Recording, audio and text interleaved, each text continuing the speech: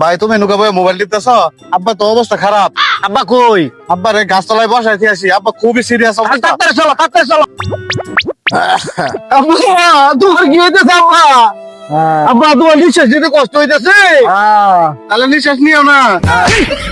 এতে কি কষ্ট? আব্বা, তোমার যে অবস্থা, আল্লাহ না করে কখন কি হয়ে যায়, তোমার তো বেলা টাকা সয় সম্পত্তি, এখানে কই কি আছে আব্বা, আমাকে কয়ে যাও।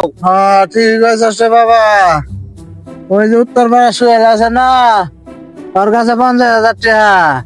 আরে তারপর ওই যে জলিল আছে না, ওর কাছে আরো 1.5 লাখ টাকা। ওইগুলোর কাছে হলো 1 লাখ টাকা।